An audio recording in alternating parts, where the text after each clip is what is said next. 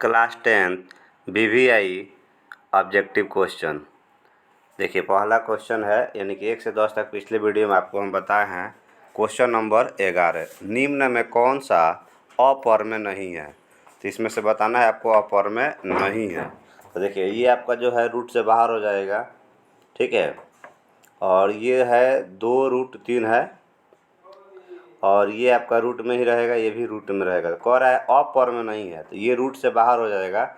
इसमें से अपर्मेय कौन नहीं है? तो ए नंबर नहीं है। निम्नलिखित में किसका दशमलव प्रसार शांत होगा? इसमें से दशमलव प्रसार कौन शांत होगा ये आपको बताना है। तो इसमें से दशमलव प्रसार शांत होगा आपका ए नंबर। और आपका दशमलव प्रसार ये भी शांत हो सकता है, कटाएंगे तो ये हो गया आपका 2 और ये हो जाएगा 5, यानी कि 2/5। तो इसका भी दशमलव प्रसार शांत होगा, यानी कि 2 हो जाएगा इसका आंसर। नेक्स्ट क्वेश्चन देखिए, सबसे छोटी अभाज्य और सबसे छोटी भाज्य संख्या का गुणनफल जो है 4 होगा। 2 और 2 यानी कि 4 हो गया। दो संख्याएं a और 18 का लौसर और मौसत 2 है, तो a का मान बताना है। तो a का मान हो जाएगा आपका 4। एक आदमी 24 मीटर पश्चिम जाता है, पुनः 10 मीटर उत्तर जाता है, तो उसका दूरी बताना। तो जैसे मान लीजिए कि पश्चिम जाता है फिर उत्तर जाता है, ये निकालना है। तो 24 का स्क्वायर प्लस 10 का स्क्वायर तो हो जाएगा 26 मीटर। नेक्स्ट क्वेश्चन है अब आपका 3 दशमलव है और 27 पर बार है, तो यह क्या है? यह एक जो है परमेय संख्या है। आंसर हो जाएगा आपका डी नंबर। 6/15 का दशमलव प्रसार होगा। तो 6/15 का दशमलव प्रसार 6/15 काटाएंगे तो हो जाएगा 2/5। नीचे क्या है? 5 है, तो शांत होगा। आंसर हो जाएगा ए नंबर।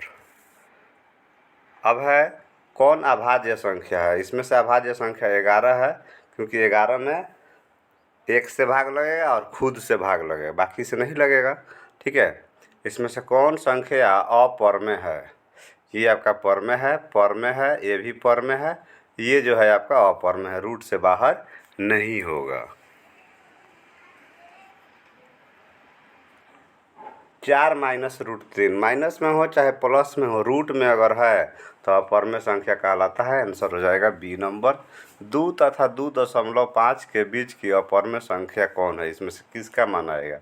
तो 2.2 यानी कि यहाँ पर जो है आपका √5 का मान आएगा, ठीक है। अब आपका सवाल है